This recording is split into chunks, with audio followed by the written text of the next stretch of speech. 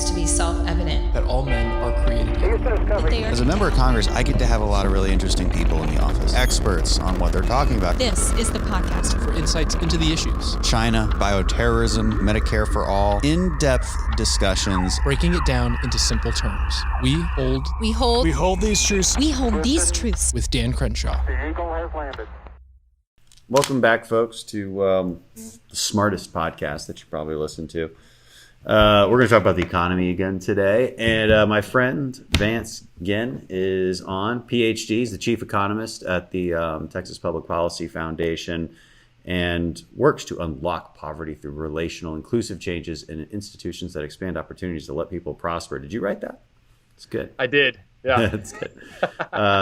Anyway, Vance, thanks for being on. We've met before, talked economics before at events of mine. I like to do events with TPPF. It's a great think tank here in Texas. So appreciate your time and your expertise. There's a lot of places we could start. Maybe let's start with what's in the news lately. A billionaire's tax, a corporate minimum tax. Maybe related to that is a global carbon tax too. I know that's not as much in the news, but maybe it's worth diagnosing for a second. But what's your let's start with the billionaire's tax. Seems like a fun thing to do, right? Because there's almost zero chance that it affects you as a human being. So which is what makes it popular or populist, if you want to use that term. But what will it do? I mean, Elon Musk says it's not going to do much. So it's going to be a waste, and that's a bad idea. But of course, Elon Musk is a billionaire, so of course he would say that. That's right. Yeah. No, it's a bad tax, just like all the other stuff that's in this reckless spending package. It's just another way to say, look, we're attacking the rich, those with more than $1 billion. But of course, those folks won't end up paying it. It's for all those others who they employ. The capital that's invested will be less over time, so less capital accumulation. And all of that investment really is what drives economic growth. Economic growth, as you've talked about, is not about consumption, right? It's more about the supply side, how much capital accumulation, more investment, new buildings, and just other things that keep people employed. That's really what we want. And this hits right at the target of this entrepreneurial activity that people can get and be able to make new things that allow them to prosper. And that's really what we want, right? We want this entrepreneurial spirit here in America to allow for people to prosper. And although they'll say it's only going to hit the billionaires and the quote unquote rich, it's really going to hit everyone else because that's going to trickle down, if you will, to hit them in the form of lower wages, higher prices, and fewer jobs, because they're the ones that are really employing a lot of people. So it's a misnomer to think that this is only going to hit the quote unquote billionaires. Well, I guess the counter argument would be, okay, so a billionaire X has $10 billion. We want to take $2 billion from them. That leaves them $8 billion to invest and do what they want with. I mean, what's wrong with that? Is there really a strong argument to be made that they're not going to start any companies? They're going to divest in the things that they have now. What's the counter argument to that counter argument? Yeah, I mean, that goes into the point of where they don't really need this money. There's diminishing returns. Once you reach a certain level of wealth and income, you don't need that money anymore. But that's just not right. I mean, there's a reason why they got into the situation they did with having billions of dollars. And what they're trying to do right now is to tax those folks, their unrealized gains. So if they have money that's in the stock market, for example, that's going into businesses, wherever they have that money invested, that's allowing for them to create, new jobs and build capital and things of that nature. Well, you're going to tax them on that. And depending on the rate of return, what the amount of investment is, that could be a major loss that reduces liquidity, not only for them, but for the entire system. So I think there's really going to be a ripple effect, not just for them, but for the entire, marketplace, because you're seeing a massive amount of taxes on things that are not even realized. So today, just kind of give, your audience, I'm sure they know a lot of this already, but you pay capital gains taxes after you've sold that asset, right? So you sell your stock, you pay the capital gains, that gain on there, that's what you pay the tax on. And what they're talking about now is, no, you're going to take all the unrealized gains as well. And it may mean that it goes down in the future. So this is a massive undertaking by the Democrats to say, you know what, we're going to take on capital and we're going to take on wealth, because really this is a wealth tax. And it's just bad news wherever it's been tried, and it shouldn't be done here in America. Yeah, and that's what I wanted to get into also, is the how, because that's actually where it gets really tricky. If life were so simple and the billionaires just had $1 billion in a bank account and you could tax that, at least it might not be moral. It might, I think there's still ethical problems with doing that because it's double taxation. I mean, you've already been taxed on income you made, even if it's capital gains taxes. So you've already been taxed on it. You know, what's the rationale for taxing it again? But at least it would be simple, okay? And it would be harder to make the arguments that it would have a chilling effect on investment because it's just sitting in a bank account. But but as you point out, that's really not what they're talking about. And sure, do billionaires have a lot of money sitting in bank accounts? I'm sure they do, but they became billionaires because they like to make their money work for them, and they invest it, they buy things, and so because it's not just unrealized gains in the stock market. I think it's also property values. So imagine a situation where you all of a sudden have to spend or pay millions and millions of dollars in taxes, extra taxes, on a property just because it rose in value. I think that's on the table. It becomes pretty concerning, and I'm not sure where that money comes from. Or on your business, I think. I mean, I'm not sure how many details are in these proposals, but these are from reading up on it. These are sort of the how that gets to the how of what we're talking about. And it begs the question: how are people supposed to come up with that money? Because it's not liquid. It's not in a bank account. Exactly. Yeah, and we recently wrote a paper called Reversing the Recovery, and this was one of the components. It goes in the economic effects of the Build Back Better kind of plan that we can talk about. But one of the major components is this idea of taxing unrealized gains, the step up in basis. Eliminating that would also be a huge hit for those who have farms, who have any sort of property. This would be a major hit for them. And look, I mean, it may not even raise that much in taxes, but what it will do is distort the marketplace of how your savings are going to move over time, and therefore create more distortion to the overall economy. So this is just a bad situation. And you're right, and there's not a lot of details, so we're kind of going off what they've been talking about and here and there. But I think that we'll see that this is a bad idea, and hopefully it will be killed before it goes too far. Where has it been tried before? It's been tried in France, at least in one place. They do have a wealth tax there, but I can't remember any other places right off the top of my head. Yeah, no, I think they repealed it in France. I mean, because what's the natural inclination and incentive structure that you're creating for something like this? So, people are going to move their money around, I assume, and try to escape those taxes. It becomes quite the investigation. I mean, the IRS basically has to live inside your head to properly enforce this, which is maybe why they want to double the size of the IRS, I guess. So hey, at least they're consistent. Yeah, I mean, we want people to be incentivized to go out and invest in things that are going to be more productive. And what this does is disincentivizes that, because you don't want any capital gains, right? You don't want to have to pay taxes on things. And so it's just counter to everything that's made us more productive and prosperous over time.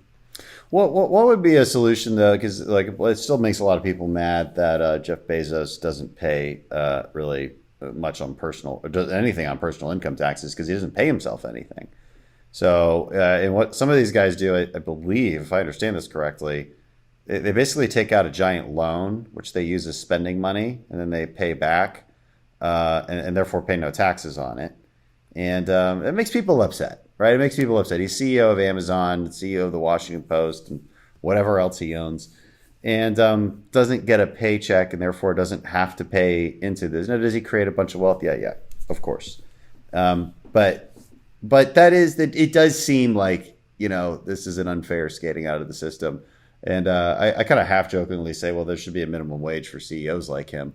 And then you wouldn't have that problem. But I don't know if there's better ways to do things that get at guys like him.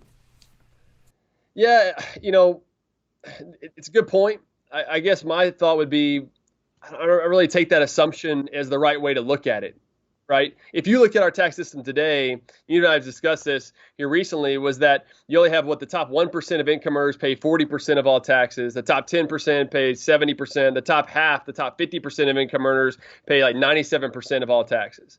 We already have a very unfair system. And yes, you may have some of these individuals who don't pay taxes, or Amazon doesn't pay taxes, but their payouts, capital gains in this case, they do pay taxes on those, and shareholders pay taxes. In many ways, corporations pay, double taxes. If you think about the income taxes, the corporate tax rate, and things of that nature, we've got a situation where we're taxing more and more those that are more productive. Yeah. Which makes us less productive overall. And so What I would like to see a situation is where we're not getting into picking winners and losers. Who should be paying taxes? Who should not? I mean, the overall income tax system is 75,000 pages and just highly cumbersome, complex, and everything else. I would love to see the day for either a flat income tax or even a flat consumption tax. That way we get into a situation where we have at least a more effective, more efficient in some sense sort of tax system than the cumbersome one we have today. Yeah. And you could make a good argument for that politically. Who knows when we'll ever get there. Speaking of taxation, the other one that they're coming up with now is the corporate minimum tax. And so I assume what they mean by this, and 15%, because I assume what they mean by this is, right now the corporate tax is like 21%, and but obviously you can lower the effective tax rate with a series of deductions and whatnot.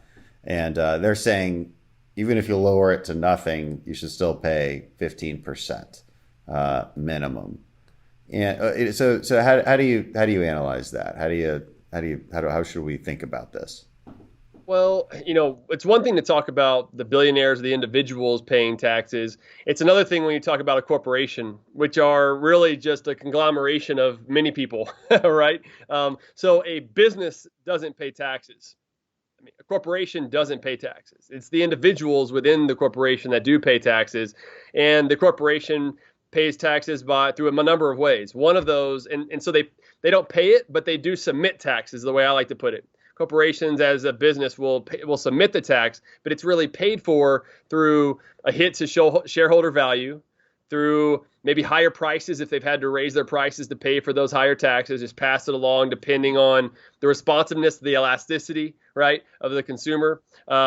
But also through the form of lower wages and fewer hours or fewer jobs. So, the people within the business are the ones that do pay for this, even though they want to take it to the corporations. Those big, bad corporations, we need to make them pay higher taxes. But that's just not the way the system works. And whether it's a 15% minimum tax that they're going to try to, force them to pay or something else, it's still going to be passed on to us in some capacity.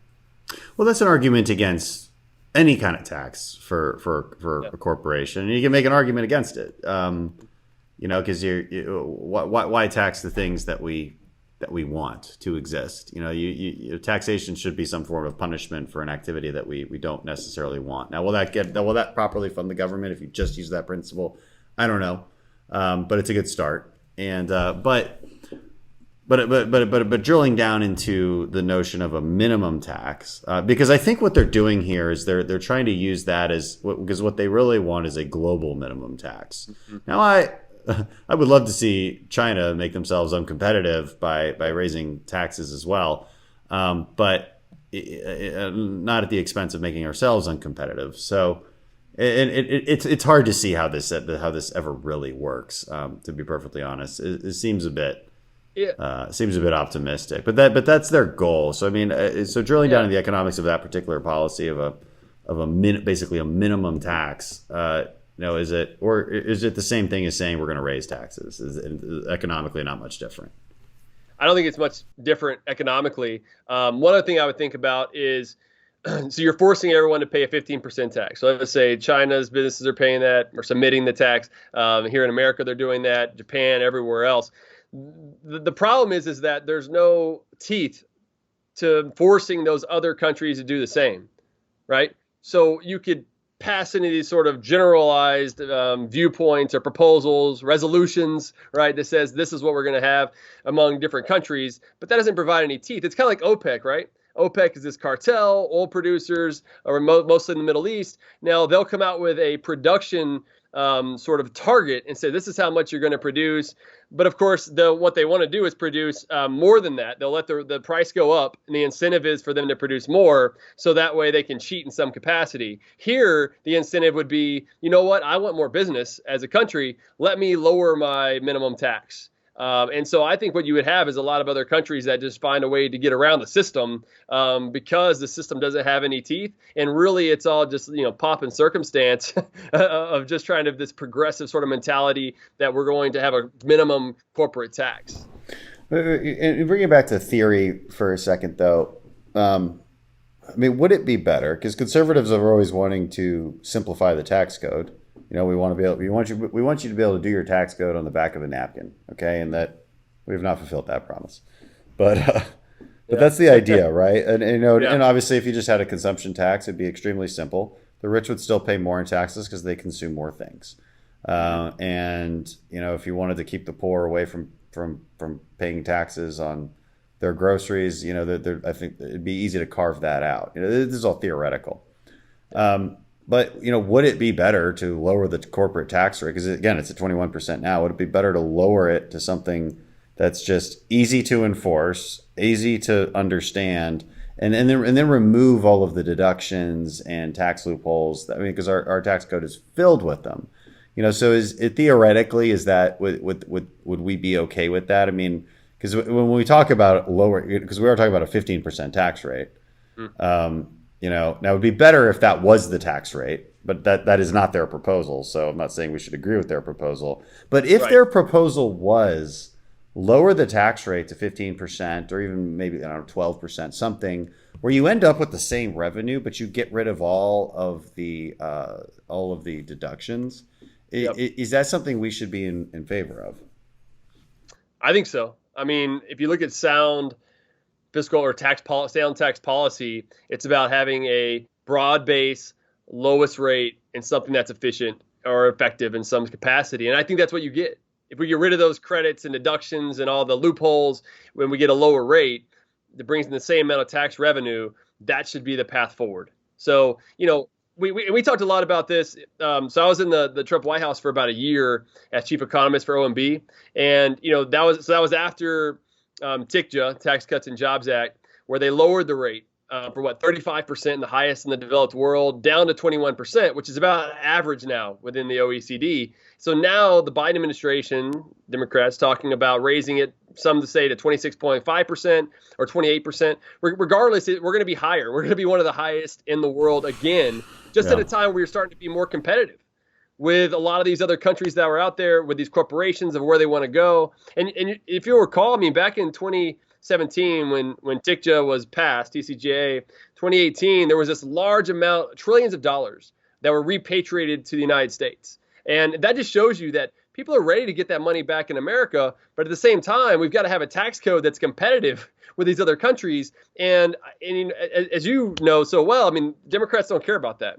They don't necessarily like competition. No. They just want to take it to those individuals. And so it doesn't make sense to me, theoretically or anecdotally, given the history that we have with the tax code itself. I agree with all that. But I want to bring it back to theory because for some reason I'm just in that mood today. Do it.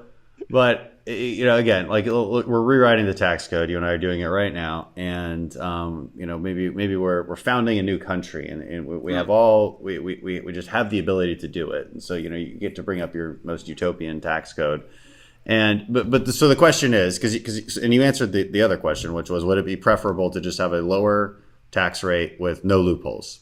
Now the thing is that's difficult, right? Politically, that's difficult because interest groups have fought for those loopholes really hard. Regular Americans fight for those loopholes really hard. There's a mortgage deduction. Americans like that one. They don't want to just get rid of it. And it's also how you encourage behavior. So it's a policy mechanism. And so then the question is, if you're not going to use tax credits to say make it, a child tax credit, right? That was a Republican idea. Now Democrats keep trying to outbid us on that, of course, until it's basically not even a real thing anymore. But the point is, we have an interest in saying, look, you pay this amount of taxes, but you can pay less taxes if you have a small child, because we have an interest in family development. So, it is a policy mechanism to drive behavior, and good behavior, and then also as a way to discourage bad behavior. So I'm left wondering then, like, what are we left with of those policy mechanisms? And is it ever realistic politically to get away from that? Because it's just too damn tempting, and it's hard to drive behavior any other way. Yeah, and speaking of going down the theoretical route here, I'd probably push back on you though a little bit. Like, for me, the tax code should not be about changing people's behavior. It does, because anything we tax, we're going to get less of that action. But whenever I think about, okay, government, here's how much government we want. We want national defense. We want some sort of a justice system. Maybe we want a few public goods. Thinking in that sort of mindset, that's what the public wants, right? Those are the desires that they want to be met. That's not being met by the private sector. All right. So now we got to think about, once we start making government, and there's people that are working in that government, now there's going to be government spending. Government spending always comes first. Right? It's one of the reasons why we never have a tax revenue problem. We have a spending problem, because then the next way you need to think about is, how do we efficiently and effectively fund whatever that government spending is, right? That has the least amount of distortions that's going on. And so in my mind, that's a consumption tax. Consumption tax, that's a flat tax. There's no loopholes, deductions, nothing else. It's just one rate, kind of like in Texas, right? We just have a consumption tax. There are other types of taxes, but that's the main thing, is a final sales and use tax. Because as soon as we start talking about, well, we need to tax income, well, now you're reducing labor. Or we need to tax cigarettes, because we don't want people to smoke cigarettes. Well, then there are economic distortions that happen. In economics, we call those types Pigouvian taxes, right? Whenever there's a negative externality, an innocent bystander is being affected by that market activity, you put in these Pigouvian taxes. And to me, that's just a bad idea, because for one, we don't know how to price in exactly what that negative externality is going to be. So you can oftentimes get it wrong. And in fact, I would argue that the government always would. So you either tax it too high or too little. And this could create a massive amount of economic distortion. And that's why when you just tax consumption, you are then incentivizing, in some sense, less, or you're disincentivizing consumption, you're incentivizing savings. Savings is what drives capital accumulation and economic growth. So you're almost kind of forcing people to get into a situation where they want to save more, not looking at it from, okay, I'm going to change their behavior, but just because you've got to fund government in some capacity. And so from that perspective, that's where I kind of come down on what's the best form of taxation, the one that has the least amount of distortion, the broadest base, and the lower rate. So let's bring the conversation to Texas, which I'm sure you look very closely at. That we are constantly having an argument about property taxes. Property taxes are very high, because that's primarily where we get our funding from, and whether it's local or state. And obviously, there's a sales tax as well. There's no income tax, and Texas has a pretty large budget. I don't know what it is off the top of my head. Maybe you do, but let's assume about $250 billion for a 2-year period. So yeah, that's large. I would be curious how it compares to New York and California. I'm sure it's less, but in any case, we don't want it. We don't want the budget to be less, right? There's already expenses that we have in Texas, like the border, for instance. That I wish we had more money for, and maybe some infrastructure here and there as well. Would be nice to be able to build this coastal protection arm off the coast of Galveston for like $18 billion or whatever it is. There's good things to spend money on. But let's say we want to keep $250 billion in the budget. We don't want an income tax, and we want to lower property taxes. Should we raise sales taxes? I mean, should that be? Because you like consumption taxes, so I might assume you might say yes. Is that the best economic trajectory or policy? I think so. And we here at the Texas Public Policy Foundation, we've been advocating for moving towards more sales taxes and away from the property tax. So how do you do that? We've actually got a plan that would eliminate property taxes in Texas by 2033. So in like a decade, how would we do this?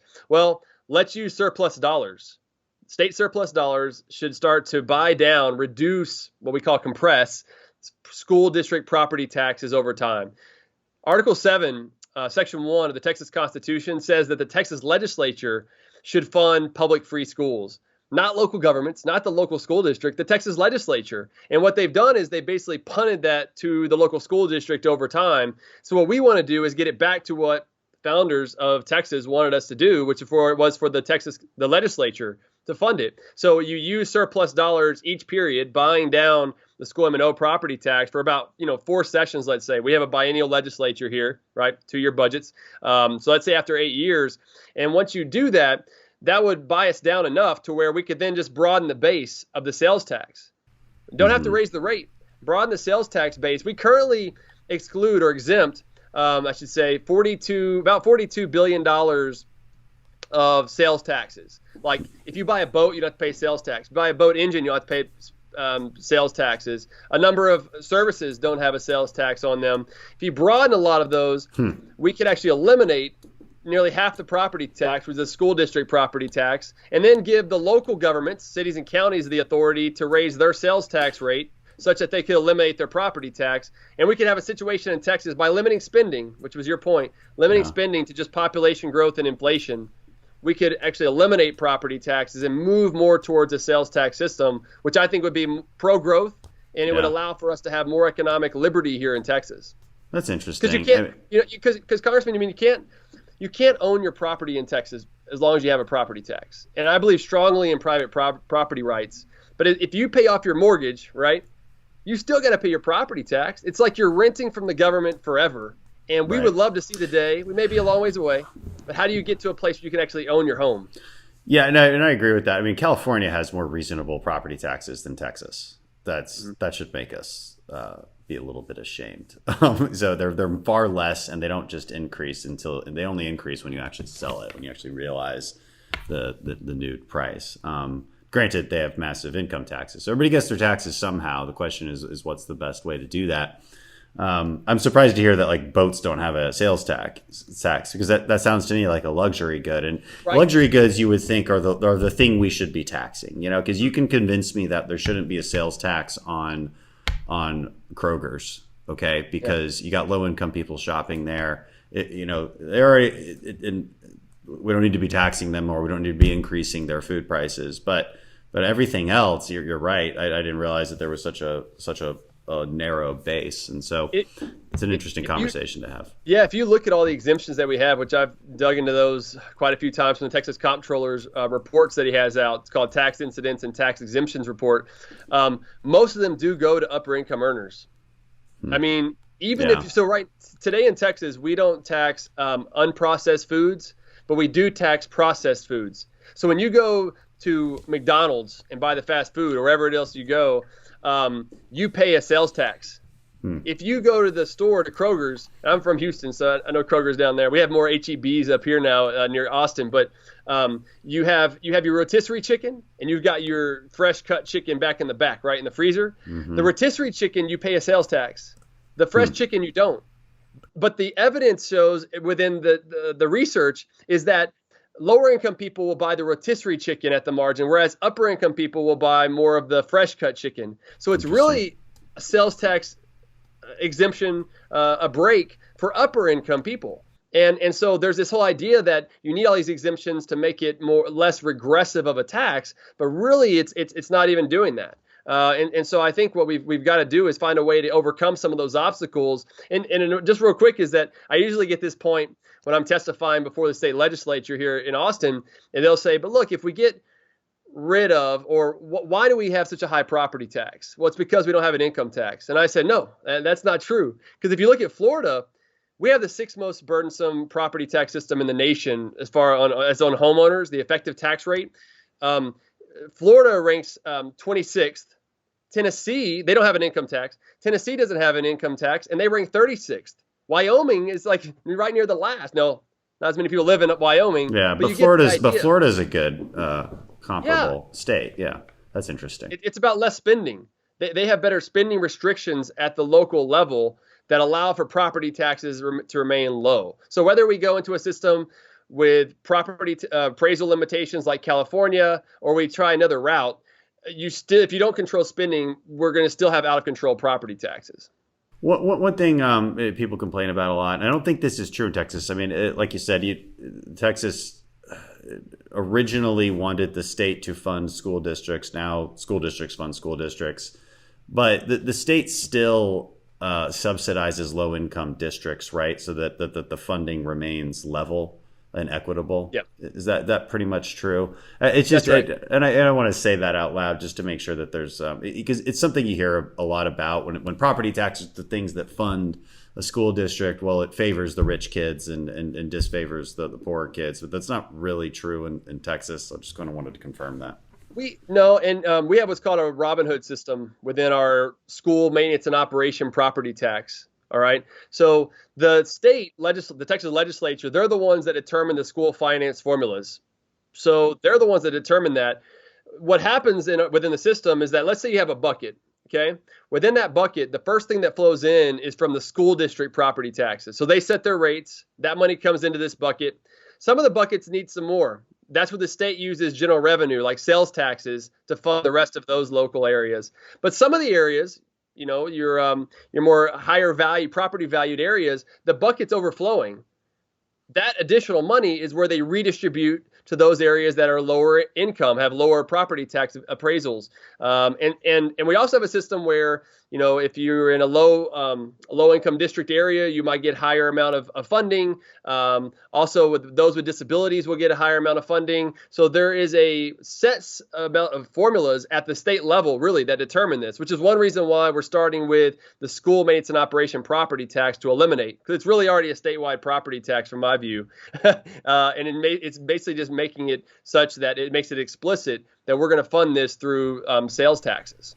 So another form of taxation is inflation, and I'm going to shift the conversation to that a little bit. And I anticipate I'm going to be getting questions like this because I'm going to this climate conference at the UN in Scotland soon.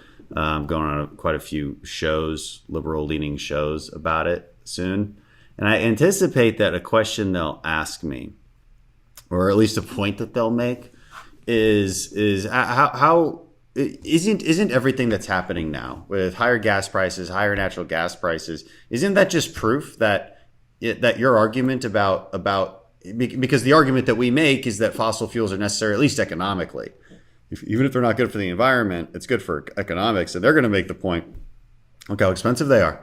How are they possibly good for economics? I mean, this is even more proof that we should be transitioning away from fossil fuels. I think I have a pretty good handle on what I would answer to that, but I'm curious if you could maybe help me. Yeah, no, this is kind of the area of my more academic research is on oil and gas prices. And what we're seeing today, I think, is just a lot of the bad policies, out of Washington, where you think about the Keystone XL pipeline from the thicker, what they call it, the light sweet crude oil up in Canada that was going to be brought down and refined along the Gulf Coast, that's being reduced, right? So if you reduce supply, then that's going to increase prices. If you have the Federal Reserve printing more money because we're spending too much by Congress, right, and running massive deficits, then that additional printing has to go somewhere. And it oftentimes goes to the higher credit, those with higher credit, right, first, the financial institutions. And a lot of that those dollars aren't flowing into oil and gas companies like they once did, right? There's this social governance sort of things that's been going, social justice, and that's creating a situation where they're not investing as much as they once did because of this poor policy, bad policies, what I like to call them. And so we're getting into a situation where we're even becoming more dependent on foreign countries at a time when we had started to gain some energy independence. And that allowed us to keep prices lower than otherwise. And so I think we need to be doing more at home. I think you've talked about this, but how President Biden was asking Russia to produce more oil. At the same time, he's cutting off that sort of pipelines here in the United States. Why would we be doing that? It boggles the mind.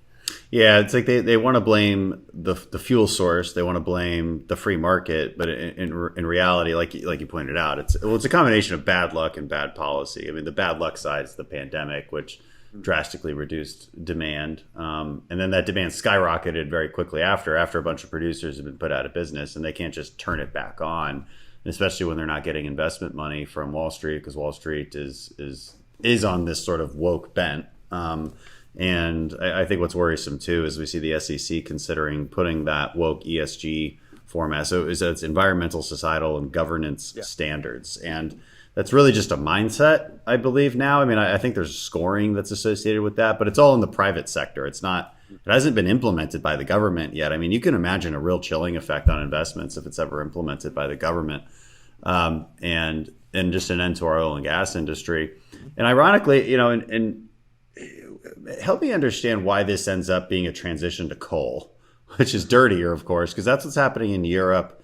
It's happening in China to a massive extent. Is that just because of how easy it is to get to coal and ramp it up quickly?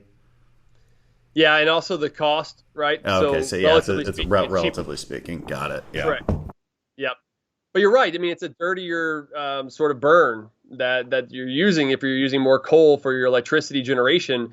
It's not a direction that I think we're going to go here. I mean, I think we should actually be heading more towards nuclear, and finding ways to better use that as a renewable source that's reliable. One of the things that we talk a lot about is wind and solar. Are unreliable sources of energy. We saw that from the February blackouts that happened across Texas. I mean, that was a devastating time. We don't want to see that happen again. And what we had was basically a decade plus of putting more and more resources into wind and solar. At a time whenever we needed it the most, those fell off. And then they tripped some of the natural gas plants as well, which then put them offline. And we had a major disaster across the state of Texas. We can't get into that situation again. I'm hopeful that we can get back into the idea of, doing more natural gas generation. California is actually building more generation there for natural gas. And so I'm hopeful that we can start to do that more here. Well, ironically, they're also shutting down nuclear plants in California. True. And they're building natural gas because what choice do they have? Ironically, Texas and California have similar problems, right? This underinvestment in baseload energy. I don't know. Is nuclear something you look at a lot? And what policies could we push forward to make it easier to build nuclear? Because it is, that overhead cost is tough. Yeah. It is, and so in order to make it, where you can levelize the cost with some of these other ones, I mean, part of this really is to get rid of the subsidies for wind and solar, or at least match them to nuclear, right? Yeah, right. Yeah, I mean, my free market mind, right, is to get rid of all that, but I know that's kind of difficult politically speaking. So if you're going to at least equalize it in that capacity, but also look at other ideas, With nuclear, you usually hear about the waste. What do we do with the waste? Yeah. What's kind of cool about the molten salt reactors, right, is that it just burns itself. I mean, it's very much energy efficient, and it just it recycles what it's giving off, and so it's much cleaner, safer, right. And I think it's a wave of the future. But it's also really expensive. Yeah. Well, also the waste thing is a bit of a red herring. I mean, they try to make people scared about the waste. Look, nuclear waste is just a metal rod that we can go stick in Yucca Mountain. It's not difficult from a technical standpoint. It's just difficult from a political standpoint because people are scared of it and they want to complain about it. But it's a very easy problem to solve. I mean, right now, nuclear waste is just stored on site. Which is people don't realize how close they are to nuclear waste all the time, and it's not bothering them. But there's I think. The Chernobyl documentary didn't help on Netflix, of course. Right. Just makes people scared. I mean, we're looking at ways to invest in that next generation technology and scale it up. And I mean, I also think that I would assume that if you decided as a government that you wanted to build 3 more nuclear plants in every state, over the next 10 years, I don't know, make up some number. That's a lot cheaper because you're scaling it out, and you're actually investing in it. And if you really cared about climate change, I would assume that would be what you wanted to invest your money in, which makes me think they don't really care about climate change. Yeah. Well, you also need to have population control because, I mean, we're breathing out carbon dioxide right now. Yeah. It's true. Don't have kids. Don't, But like sticking with that just for a second, I mean, just think about how much that we've improved the environment in the United States. But not giving the Paris Accord, all that stuff. When you look at the particular matter of harmful pollutants that the Energy Information, the EPA includes, all those have been declining dramatically in the United States, even without more government in the way. And that's because a lot of it's from natural gas, right? That's cleaner burning and everything else. It's from the marketplace, the ingenuity, going back to earlier, the entrepreneurial spirit of those folks that provides within an institutional framework. That's a lot of my research too, is like the importance of institutions and like trying to preserve those and strengthen them over time. And this is one area where I think we've really got to make sure we don't lose sight of, because if not, we really lose on the lifeblood of the American economy, which is energy. And back to inflation, just as a general topic, is there any end in sight? What's your take on this either being transient? Is it here to stay? Is there policy that we could implement that would blunt inflation at all? What should Biden be doing? Well, I'm in the team persistent. I already think this has been around for a while. Like, how long really is transitory? Is it 3 months? Is it 6 months? Is it a year, 2 years? I mean, you don't really get a good answer. Everybody has a different answer. And we've been in this for about a year where we've had pretty high inflation. I mean, just right now, the latest CPI was up 5.4% over the last year. That means that every 14 years, prices are doubling all around us. So if your wages aren't going up at that same rate, you're already losing purchasing power, and many people are across the nation. This is just a bad situation. It hurts, it distorts economic activity, and really it all starts with fiscal policy.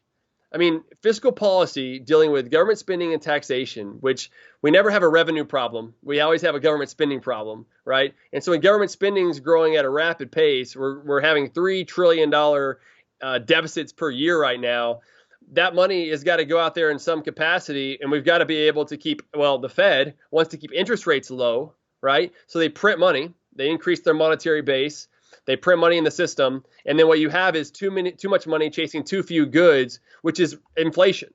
And so I don't see how it stops anytime soon. Sure, you have the supply disruptions, you've got the shipping bottlenecks that are going on. I think those are real. I think those are more transitory. But with the amount of money that the Federal Reserve has put into the system, and that Congress has given them as ammunition to put in the system, that money's got to go somewhere. Even year over year, the monetary base, which is like the assets of the Federal Reserve, are up about 15%, even still.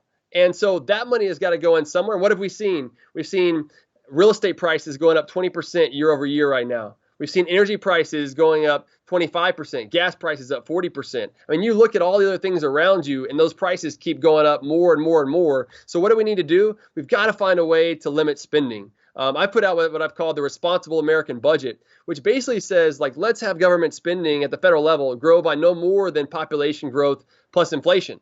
I mean, that's a good measure of the average taxpayer's ability to pay for spending. If we would have done that, Congressman, over the last 20 years, there was an increase of about $16 trillion in new debt. If we would have just matched population growth plus inflation, we would have reduced the debt, run surpluses of $2.6 trillion. So it really is just about reining in spending, not saying cut it. I think maybe you and I would find ways that we could cut the budget. But even if you just slow the growth, we could find some extraordinary measures to really start to take a bite out of not only the distortions in the economy and how much we're getting taxed, but also the amount of inflation that really is just a hidden tax on all of us.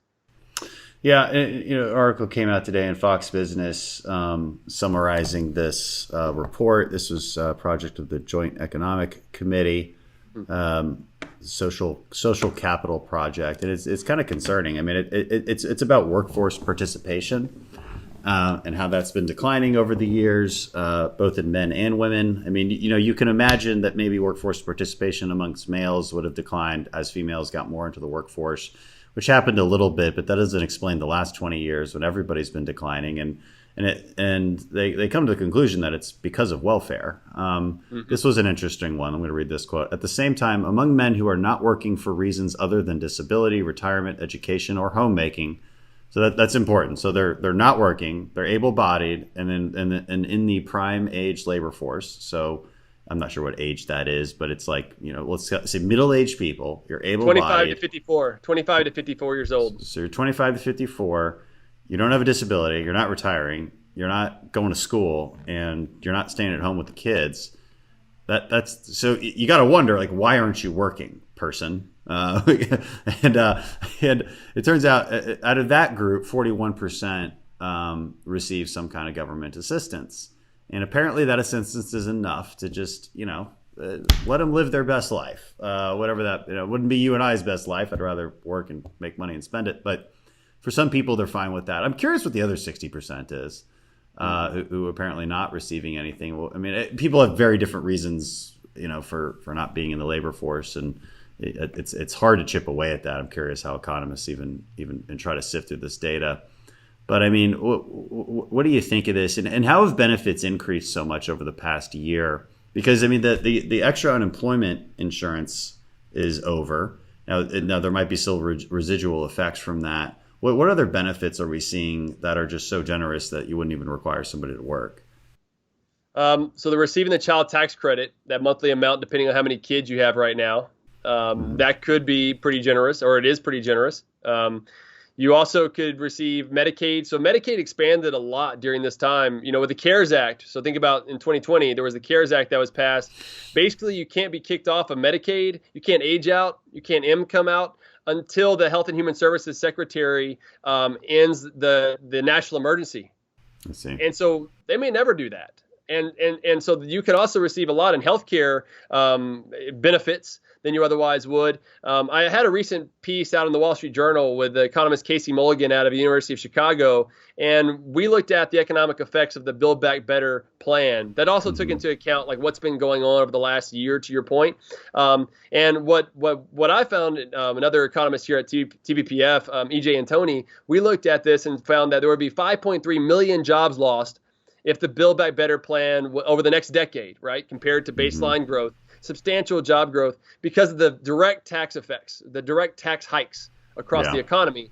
Casey Mulligan looked at the implicit taxes, like the effect of incentivizing people not to work. That's what's called the implicit marginal income taxes. He found it could be up to 9 million. So direct and indirect taxation, I mean, if you combine them all together, could be almost 15 million jobs lost over that period. And so we wonder why people aren't wanting to work right now. I mean, I think it's because of all these indications, all the welfare programs, all the other benefits that they're getting that are just redistribution of taxpayer dollars across the economy. Now, some of them I think are concerned about going back to work given the COVID situation.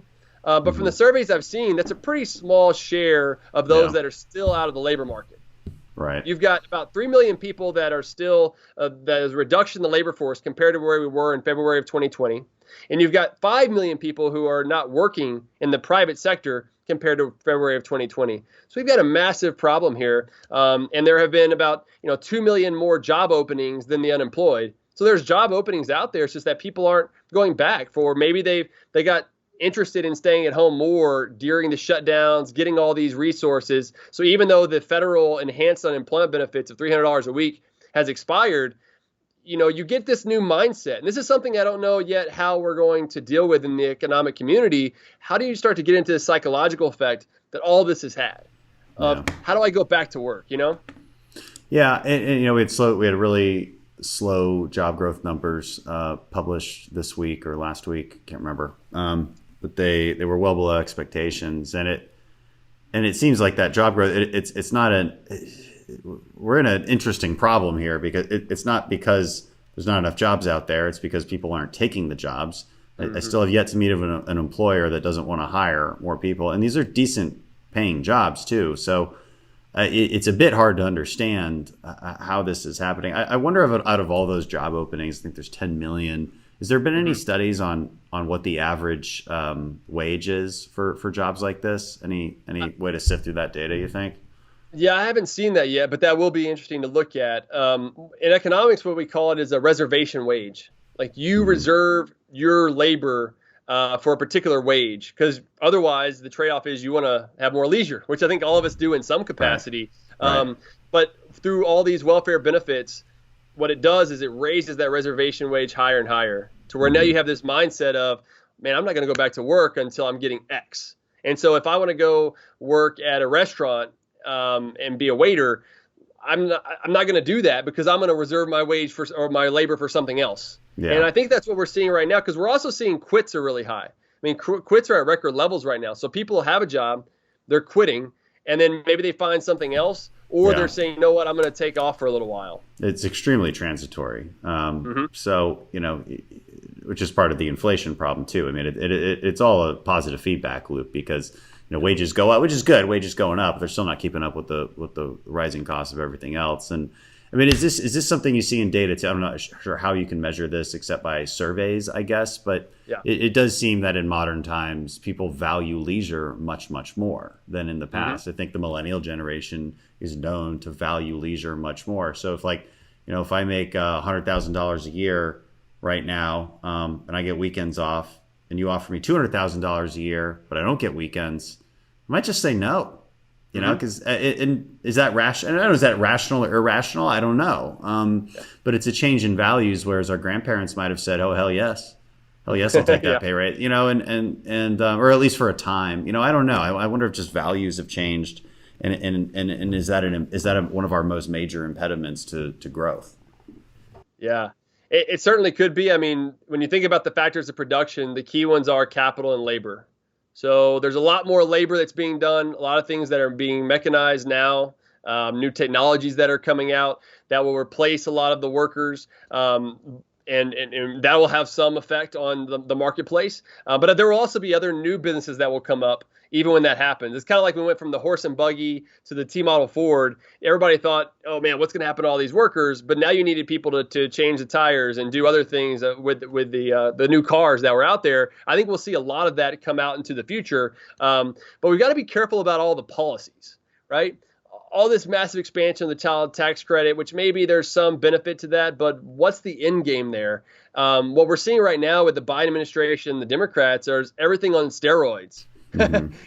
Yeah, well, it's like if a child tax credit is good, because I think it started at like $500, right? Because again, it makes sense, kind of. I mean, you want to support a family, you want to support the creation of families, but then what's the limiting principle? Because at a certain point, that child tax credit just means you don't have to work at all, and it's hard to pinpoint where that is, but it certainly seems like we're there now, because this drop in labor force participation is pretty severe. So it should be obvious to policymakers that we've reached the tipping point. It's difficult to theorize about where that tipping point is, where that reservation wage is, but it certainly seems that we've reached it at this point.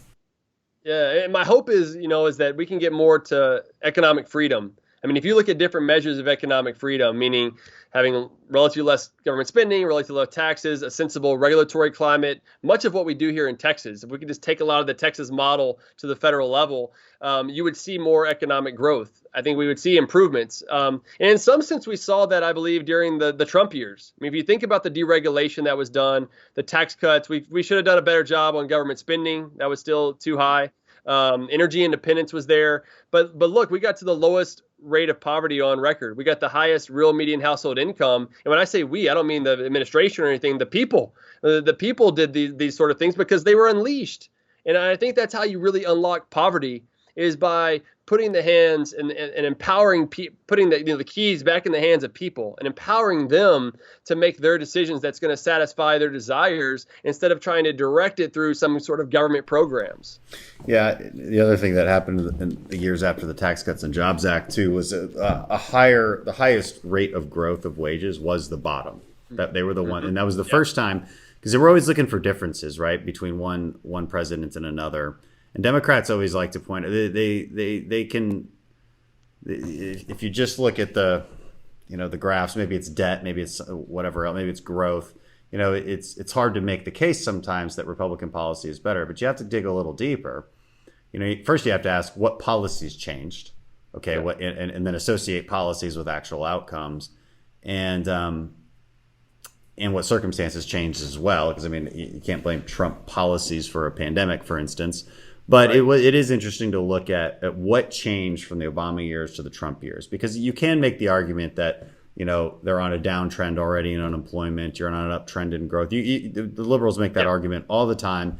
It's not a crazy argument. They're not completely wrong, but you have to look at some differences. And one of the major ones that we should look at is, how did the bottom do? How fast did their wages grow? And that was a major thing that changed very radically. That from the Obama years to the Trump years, and I think you can say that it's because of a tighter labor market that was induced by the tax cuts and a deregulatory vision.